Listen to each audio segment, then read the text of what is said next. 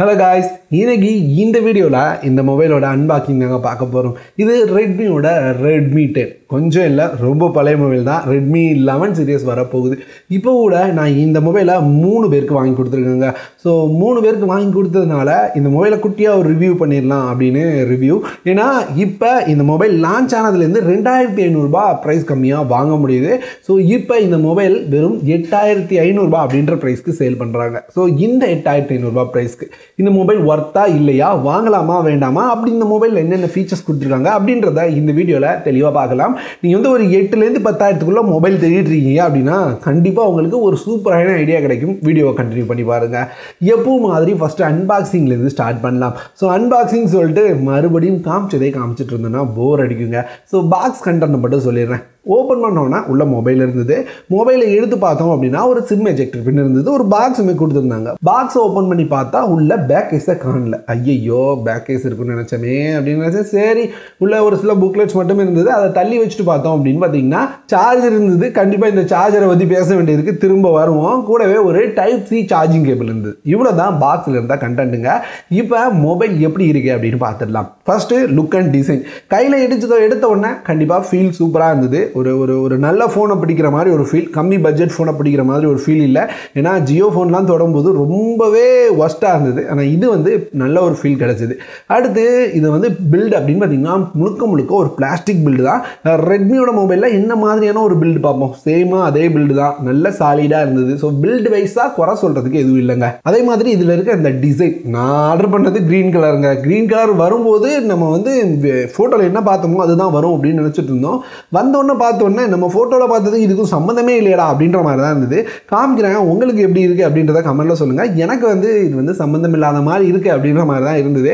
அதே மாதிரி ஒரு லைன்லாம் பேட்டர்ன் போட்டிருக்காங்க. இதை போடாமல் அவங்க வந்து அந்த பழைய கிரேடியன்ட் டிசைனில் விட்டுருந்தா கூட அந்த க்ரீன் வித் லைட் க்ரீன் கொஞ்சம் பார்க்க நல்லா இருந்திருக்கும். அந்த பேட்டர்ன் போட்டிருக்கிறது நல்லா இருந்த மாதிரி தெரில. ஸோ டிசைன் வைஸாக ரொம்ப நல்லா இருக்குது அப்படின்னு சொல்ல முடியாது. பில்டு வைஸாக கண்டிப்பாக ஓகேங்க. அடுத்து அப்படியே டிஸ்பிளேக்கு வந்தோம்னா கொஞ்சம் பெரிய டிஸ்பிளே தாங்க. 6.7 இன்ச்சஸ்க்கான HD ப்ளஸ் டிஸ்பிளே தான் கொடுக்குறாங்க. ஸோ 10,000 ரூபா ப்ரைஸ் செக்மெண்ட்டில் யாருடா ஃபுல் HD ப்ளஸ் கொடுக்குறா அப்படின்னு பார்த்தா பெருசாக யாருமே கொடுக்கல. கொஞ்சம் பழைய மொபைல்லாம் வந்துட்டு இருந்தது. இப்போ காலம் போயிட்டு இருக்க போக்குக்கு 10,000 மொபைல் வரதே பெருசாக இருக்குது. அதனால HD ப்ளஸ் டிஸ்பிளே தான் நிறைய பேர் அதான் கொடுக்குறாங்க. இவங்களும் அதை தான் கொடுத்துருக்காங்க. கூடவே ஒரு டியூ ட்ராப் நாச்சும் இருந்தது. சரி இந்த டிஸ்பிளே எப்படி இருக்குது அப்படின்றத பேசிடலான்னு பார்த்தா டிஸ்பிளே வீட்டு உள்ள வச்சு யூஸ் பண்ணும்போது எக்ஸ்பீரியன்ஸ் வேறு லெவல். அதே மாதிரி அவுட்டோர் யூஸ் பண்ணும்போது யூஸ் பண்ற மாதிரி இருந்தது. ரொம்ப நல்லா இருக்கு. வெளிச்சத்துல கூட தாறுமாறா யூஸ் பண்ணலாம் அப்படிலாம் சொல்ல மாட்டேன். நீங்க கேமரால பார்க்கும்போதே தெரியுங்க. பிரைட்னஸ் அப்படின்றது ஃபுல்லா தான் வச்சிருக்கேன். அது மட்டும் இல்லாமல் சன்லைட் ரொம்ப அதிகமாக இல்லை. ஒரு சாயங்காலம் வேலைன்னு வச்சுக்கோங்களேன். இந்த நேரத்தில் இது இவ்வளோதான் தெரியுது. ஸோ சன்லைட்லாம் யூஸ் பண்ணுறதுக்கு கொஞ்சம் கஷ்டமாக இருக்குது. ஆனால் பார்க்கவே முடியாதுன்னு சொல்ல முடியாது. ஃபுல் பிரைட்னஸில் வச்சிங்கன்னா கண்டிப்பாக பார்க்குற மாதிரி இருக்கும். அதுவே குறைச்சி வச்சுருந்தீங்கன்னா டிஸ்பிளே ஆன் ஆயிருக்கா அப்படின்றது கூட தெரியாத மாதிரி தான் இருக்கும். So display HD display okay. இந்த பிரைட்னஸை கொஞ்சம் அதிகமாக கொடுத்துக்கலாம். ஏன் இப்படி பண்றாங்க அப்படின்னு புரியல. ஆனா ஒரு பெரிய டிஸ்பிளே இருக்குங்க. அடுத்து இது வந்து ப்ரொடக்ஷனுக்கு கார்னிங் கோரில்லா கிளாஸ் 3க்கான ப்ரொடக்ஷன் இருக்கு அப்படின்ற மாதிரி சொல்லியிருக்காங்க. சரி ஒரு குட்டி நல்ல விஷயம் அப்படின்னு எடுத்துட்டு அந்த பஞ்ச் ஹோல் நாச்சை பார்த்தேன். அந்த பஞ்ச் ஹோல் நாச் உள்ள தான் கேமரா வச்சிருக்காங்க. எத்தனை MP அப்படின்னு செக் பண்ணி பார்க்கும்போது ஃப்ரண்ட் கேமரா 5 MPக்கான ஃப்ரண்ட் கேமரா கொடுத்துருக்காங்க. என்னடா இது இப்போ போயிட்டு யார் 5 MP ஃப்ரண்ட் கேமராலாம் கொடுத்துட்டு இருக்கா அப்படின்ற மாதிரி தான் இருந்தது. சரி நம்ம வந்து ஒரு சில செல்ஃபிஸ் எடுத்து பார்ப்போம் அப்படின்னு எடுத்து பார்த்தேன். உண்மையாக சொல்லணும்னா நல்லா இல்லை. ஏன்னா 10,000 மொபைலில் எதிர்பார்க்குற அளவுக்கு இல்லை. ஒரு 5-6,000 மொபைல் இந்த மாதிரி இருக்கும். அந்த மாதிரி தான் இருந்தது. ஸோ நீங்கள் வந்து ஒரு நார்மலாக செல்ஃபி எடுக்கிறீங்க. எனக்கு பெருசாக நான் எதிர்பார்க்க மாட்டேன் அப்படின்னா ஓகே. மற்றபடி வந்து கண்டிப்பாக இன்டோரில் எடுக்கிறது இந்த கேமரா செட்டே ஆகாது. அவுட்டோரில் வச்சு நீங்கள் எடுக்கிறீங்க அப்படின்னா ஓகேனா ஒரு பிக்சர் கிடைக்கும். இதுவே பேக் கேமரா பக்கம் போனோன்னு வைங்களேன். இதில் 12 கேமரா இருக்குது. 50 MP மெயின் கேமரா, 2 MPக்கான டெப்த் சென்சார் கொடுத்துருக்காங்க. டெப்த் சென்சாரை தள்ளி வைப்போம். இந்த 50 MP கேமரா இந்த 50 MP கேமரா எப்படி பர்ஃபார்ம் பண்ணுது அப்படின்னு பார்த்தீங்கன்னா எனக்கு தெரிஞ்சு 10,000 ரூபா அப்படின்னு பார்க்கும்போது சூப்பரான பர்ஃபார்மன்ஸ் கிடைக்குதுங்க. 10,000 ரூபா எடுங்க 8,500 ரூபாய்க்கு அந்த மொபைலை வாங்க முடியுது. ஸோ அப்படி பார்க்கும்போது வேற லெவல் பர்ஃபார்மன்ஸ் கிடைக்குது. கண்டிப்பாக 8,500 ரூபாய்க்கு எடுக்கிற ஒரு மொபைலுக்கு சாட்டிஸ்ஃபைடாக இருக்கிற மாதிரியான ஒரு கேமரா சாம்பிள்ஸை நீங்களும் பாருங்க. ஒரு சில ஃபோட்டோஸ் மட்டும் எடுத்து பார்த்தேன். ஓகேயா இருந்தது. கண்டிப்பாக இதுக்கு மேலே நம்ம எதிர்பார்க்கவும் முடியாது. ஸோ கேமரா எனக்கு வந்து பேக் கேமரா பிடிச்சிருந்ததுங்க. அடுத்து பேட்டரி ஃபாஸ்ட் சார்ஜிங் நீங்க 6000 mAh ஒரு பெரிய பேட்டரி கொடுத்துருந்தாங்க. அது வந்து இந்த மொபைலோட மேஜர் ஹைலைட்டட் ஃபீச்சர் கூட. ஆனால் 18 வாட்க்கான ஃபாஸ்ட் சார்ஜிங் அப்படின்னு மென்ஷன் பண்ணியிருந்தாங்க. ஸோ நானுமே அதை நம்பி தான் மொபைலை வாங்கினேன். பாக்ஸில் வந்தது பார்த்தீங்க அப்படின்னா வெறும் 10 வாட் ஃபாஸ்ட் சார்ஜிங் தான். ஸோ அதிலே மென்ஷன் பண்ணியிருக்காங்க 5 வாட் 2 ஆம்பியர் அப்படின்றது. ஸோ ஓவராலாக பார்த்தீங்கன்னா 10 வாட் ஃபாஸ்ட் சார்ஜிங் தான். 18 வாட் கொடுத்துட்டு இவங்க எதுக்கு 10 வாட் ஃபாஸ்ட் சார்ஜிங் வைக்கிறாங்க அப்படின்னு புரியல. ஒரு சில நேரத்தில் 22 வாட் சார்ஜர் வச்சுட்டு 18 வாட் தான் சப்போர்ட் பண்ணும் அப்படின்னு சொல்லுவாங்க. இப்போ என்னன்னா 18 வாட் சப்போர்ட் கொடுத்துட்டு வெறும் 10 வாட் தான் சார்ஜரை வைக்கிறாங்க. ஸோ இது கொஞ்சம் இல்லை, ரொம்பவே கடுப்பாக்குச்சுங்க. சார்ஜர் வச்சீங்க எக்ஸ்ட்ரா ஒரு 500 ரூபா போட்டாலும் பரவாயில்ல, ஒரு நல்ல சார்ஜரை கொடுத்துருக்கலாம். இது கடுப்பாக தான் இருந்தது. ஆனால் பெரிய பேட்டரி 6000 mAh பேட்டரி அப்படின்னு பார்த்தீங்கன்னா ஒரு நாள் இல்லை, ஒரு 1.5 நாளைக்கு மேலே ஈஸியாக தாங்கும். குறிப்பாக இது ஒரு நார்மல் பர்ஃபார்ம் பண்ணக்கூடிய ஒரு நார்மல் யூசருக்கான ஒரு மொபைல். ஸோ அப்படி பார்க்கும்போது நீங்கள் ஒரு நார்மலான யூசர் வேலைக்கு போயிட்டு வந்து தான் மொபைலை யூஸ் பண்ணுவீங்க, பெருசாக யூஸ் இல்லை அப்படின்றப்ப கண்டிப்பாக ஒரு 2 நாள் ஈஸியாக தாங்கிருங்க. ஆனால் என்ன, இந்த சார்ஜர் தான் கடுப்பாக இருந்தது. அடுத்து ப்ராசர் இது ஒரு நல்ல ப்ராசர் தான். இந்த மொபைலை எடுத்ததுக்கான மெயின் ரீசனும் இந்த ப்ராசர் தான். அவங்க ஹைலைட்டடாக சொல்கிற ஃபீச்சரும் அந்த ப்ராசர் தான். இந்த மொபைலில் ஸ்னாப்ட்ராகனோட 680 அப்படின்ற ப்ராசர் கொடுத்துருக்காங்க. கண்டிப்பாக இந்த ப்ரைஸ் செக்மெண்ட்டில் எதிர்பார்க்காத ஒரு ப்ராசர். நிறைய மொபைல்ஸ் இருக்குது, ஒரு 10,000 12,000 ரூபாய்க்குள்ளே தான் இருக்குது. இந்த மொபைல் நம்ம கம்மியாக தான் எடுத்துருக்கோம். ஸோ 680 ப்ராசர் வந்திருக்கு. இது ஒரு 6nm ஆர்கிடெக்சரில் பில்ட் பண்ண ப்ராசர். ஸோ அதனால பர்ஃபார்மன்ஸ் அப்படின்னு பார்த்தீங்கன்னா ஒரு நல்ல பர்ஃபார்மன்ஸ் கிடைக்குதுங்க. இந்த ப்ராசர் ஒரு 4G ப்ராசர். ஆமாம், இது ஒரு 4G மொபைலாக தான் வந்திருக்கு. 5G யூஸ் பண்ண முடியாது. நிறைய பேர் இந்த ப்ரைஸில் 5G ஃபோன்ஸ் தேடுவீங்க, நிறைய கம்பெனிஸ் கொடுக்கவும் செய்கிறாங்க. ஸோ 5G வேணும் அப்படின்னு நினச்சிங்கன்னா கண்டிப்பாக இந்த மொபைல் உங்களுக்கு செட் ஆகாது.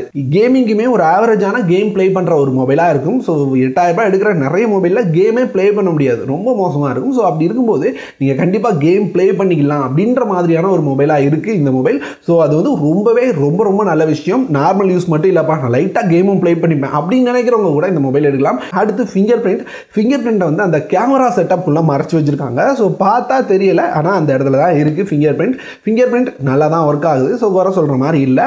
நிறைய மொபைலில் சைட் மவுண்டட் வருது, ஆனால் இவங்க பேக்கில் கொடுத்து டிசைன் அதுக்கேற்ற மாதிரி கவர் பண்ணியிருக்காங்க, பார்க்குறதுக்கு நல்லா இருக்குது. அடுத்து இதில் கொடுத்துருக்கிற சிம் ஸ்லாட். ஆமாம், நிறைய மொபைலில் நம்ம ஹைப்ரிட் சிம் ஸ்லாட் பார்த்துட்டு இருக்கோம். சில மொபைலில் மெமரி கார்டு ஸ்லாட்டே இருக்காது. இவங்க டெடிகேட்டட் SD கார்டு ஸ்லாட் கொடுத்துருக்காங்க. 2 சிம் போட்டுக்கலாம், கூடவே ஒரு மெமரி கார்டையும் போட்டு மெமரி எக்ஸ்டெண்ட் பண்ணி தேவைக்கேற்ற மாதிரி சாங்ஸ் அதெல்லாம் போட்டு யூஸ் பண்ணுறதுக்கு வசதியாக இருக்கும். ஸோ கண்டிப்பாக இது பட்ஜெட் மொபைலில் எதிர்பார்க்குற ஒரு ஃபீச்சர். ஹெட்ஃபோன் ஜாக்கும் இருக்க தான் செய்யுது. அடுத்து ப்ரைஸிங்கை பற்றி பார்க்கலாம். ப்ரைஸிங் பற்றி பார்த்துட்டு இந்த மொபைல் வாங்கலாமா வேண்டாமான்னு முடிவு பண்ணுவோம். இந்த மொபைல் லான்ச் பண்ண ப்ரைஸ் அப்படின்னு பார்த்தீங்கன்னா 11,000 ரூபாய்க்கு 4GB 64GB லான்ச் பண்ணாங்க. அதிகமாக இந்த மொபைலை சேல் பண்ணுற ப்ரைஸ் அப்படின்னு பார்த்தீங்கன்னா இப்போ ஒரு 10,000 ரூபான்னு சேல் பண்ணுறாங்க. ஆனால் ஆஃபரில் வர ப்ரைஸ் அப்படின்னு பார்த்தீங்கன்னா 8,500 ரூபாங்க. நீங்கள் எப்படி கொண்டு வருவாங்க அப்படின்னா மொபைல் 9,000 ரூபாய் அப்படின்ற மாதிரி தான் மென்ஷன் பண்ணியிருப்பாங்க. இதில் நீங்கள் பே பண்ணி வாங்கினீங்கன்னா உங்களோட கையில் கேஷ் ஆன் டெலிவரி போடாமல் அமௌண்ட்டை பே பண்ணி வாங்கினீங்கன்னா கூலாக 8,500 ரூபாய்க்கு வாங்கிட முடியும். ஸோ நானுமே அப்படி தான் வாங்கினேன். கார்டை யூஸ் பண்ணி பே பண்ணி வாங்குறதுனால நமக்கு 8,500 ரூபாய் அப்படின்ற ப்ரைஸ்க்கு இந்த மொபைலை வாங்க முடிஞ்சுது. சரி, 8,500 ரூபாய்க்கு இந்த மொபைலில் என்னென்ன நல்ல விஷயங்கள் கிடைக்குது அப்படின்றத பார்த்துடலாம். ஃபர்ஸ்ட், இதனோட டிஸ்பிளே கொஞ்சம் பெரிய டிஸ்பிளே கொடுத்துருக்காங்க. இன்டோரில் யூஸ் பண்ணுறதுக்கு நல்லா இருக்கு. அதே மாதிரி பேக் கேமரா கண்டிப்பாக இந்த ப்ரைஸ் செக்மெண்ட்டுக்கு ஓகே ஏற்றுக்கிற மாதிரியான ஒரு கேமரா. அடுத்து பர்ஃபார்மன்ஸ்க்கு 680 ஸ்னாப்ட்ராகன் 680 கொடுத்துருக்கிறது ரொம்பவே சூப்பராக இருக்கு. மொபைலோட பர்ஃபார்மன்ஸ் இந்த ப்ரைஸ்க்கு எதிர்பார்க்காத அளவுக்கு இருக்கு. அதே மாதிரி memory card slot dedicated slot கொடுத்துருக்கிறது ரொம்பவே நல்ல விஷயம். இது எல்லாத்தையும் சேர்த்து கம்மி ப்ரைஸ்க்கு 4GB RAM 64GB இன்டர்னல் மெமரியோட UFS 2.2 ஸ்டோரேஜோட கொடுத்துருக்காங்க. ஸோ இது எல்லாமே இதனோட பெரிய ப்ரோஸாக இருக்கு. இதுவே இதில் நல்லா இல்லாத விஷயங்கள் அப்படின்னு பார்த்தீங்கன்னா ஒரு சில இருக்குங்க. ஃபர்ஸ்ட் அந்த ஃப்ரண்ட் கேமரா எந்த இடத்துலையுமே நான் அதை பற்றி பேசவே இல்லை, ஏன்னா அந்த அளவுக்கு மோசமாக இருக்குது. இந்த ப்ரைஸ் செக்மெண்ட்டில் என்னடா இது கேமரா கொடுத்து வச்சிருக்கீங்க அப்படின்ற மாதிரி இருந்தது. அதே மாதிரி ரெண்டாவது அந்த டிஸ்பிளே அப்படின்னு பார்த்தீங்கன்னா அவுட்டோரில் யூஸ் பண்ணுறதுக்கு கண்டிப்பாக கொஞ்சம் கஷ்டமாக தாங்க இருக்கும். ஃபுல் பிரைட்னஸில் யூஸ் பண்ணிங்கனாலே நீங்கள் பார்க்குற அளவுக்கு தான் இருக்குமே தவிர ரெகுலராக யூஸ் பண்ணுறீங்க அப்படின்னா ரொம்ப கஷ்டம். ஸோ அந்த மாதிரி தான் இருந்தது இதனோட டிஸ்பிளே. ஸோ டிஸ்பிளே ரொம்ப மஸ்ட் அப்படின்னா கொஞ்சம் யோசிச்சுட்டு இருங்க இந்த மொபைல் எடுக்கிறதுக்கு முன்னாடி. அடுத்து ஃபாஸ்ட் சார்ஜிங் 18 வாட் இருக்குது. ஆனால் பாக்ஸில் சார்ஜர் கொடுக்கல அப்படின்றது ரொம்ப கடுப்பாகிற விஷயம். நிறைய கம்பெனிஸ் சார்ஜரே தரமாட்டாங்க. அப்படி இருக்கும்போது பரவாயில்லப்பா அப்படின்னு யோசிச்சாலும் கொடுத்துருந்தா நல்லா இருக்குமே அப்படின்னு மனசு யோசிக்க தான் செய்யுது. ஸோ அதனால சார்ஜர் கொடுக்காதது அப்படின்றது கொஞ்சம் கடுப்பாக்குற மாதிரியான ஒரு விஷயமா தான் இருந்தது. இந்த 3 தான் எனக்கு நல்லா இல்லை அப்படின்னு தோணுன விஷயங்கள். ஓவராலாக இந்த 8,500 ரூபாயிலேருந்து 10,000 ரூபாய் ப்ரைஸிங்குள்ளே இந்த மொபைல் எடுக்கலாமா அப்படின்னு கேட்டிங்கன்னா எனக்கு தெரிஞ்சு 10,000 ரூபாய்க்குள்ளே இந்த மொபைல் கிடைக்குது அப்படின்னா கண்ணை மட்டும் வாங்கலாங்க. ஒரு நல்ல டீல் தான். ஒரு சில நெகட்டிவ்ஸ் நான் ஷேர் பண்ணியிருந்தேன், அது எல்லாமே நீங்கள் தெரிஞ்சுக்கணும் அப்படின்றதுக்காக மட்டும்தானே தவிர இந்த நெகட்டிவ்ஸ்லாம் இந்த மொபைல் வாங்கவே கூடாது அப்படின்ற அளவுக்கு இல்லை. ஏன்னா நல்ல விஷயங்கள் நிறைய இருக்குது. எந்த மொபைலில் தான் நெகட்டிவ் இல்லாமல் இருந்தது. ஸோ உங்களுக்கு இந்த நான் சொன்ன ப்ராப்ளம்ஸ் ஒரு பெரிய விஷயமா தெரியல அப்படின்ற பட்சத்தில் கண்டிப்பாக 8,000 10,000 ரூபாய்க்குள்ள ஒரு ஒர்த்தான பையாக தான் இருக்கும். ஸோ 8,500 ரூபாய்க்கு நீங்கள் வாங்கினீங்கன்னா ஒரு தாறுமாறான டீலாகவே இருக்கும். ஸோ வேணும்னா லிங்க் கீழே டிஸ்கிரிப்ஷனில் கொடுக்குறேன், செக் பண்ணி பாருங்கள். அவ்வளோதான் இந்த மொபைலோட ரிவ்யூ. நான் யூஸ் பண்ணதை வச்சு எப்படி இருக்குது அப்படின்றத உங்களோட ஷேர் ஷேர் பண்ணியிருக்கேன். வீடியோ பார்த்தீங்களா? உங்களுக்கு ஏதாவது ஐடியா கிடைச்சதா? குறிப்பாக உங்களுக்கு இந்த மொபைலை பார்த்தீங்கன்னா வேறு என்ன டீட்டெயில் தெரிஞ்சுக்கணும்னு வந்தீங்க, உங்களால் இந்த வீடியோவில் தெரிஞ்சுக்க முடியல அப்படின்றதையும் கமெண்ட்டில் சொல்லிட்டீங்கன்னு வைங்க. அடுத்தடுத்த ரிவ்யூஸ் பண்ணும்போது கண்டிப்பாக நான் அதையும் சேர்த்துக்கிட்டு வீடியோ பண்ணிடுவேன்.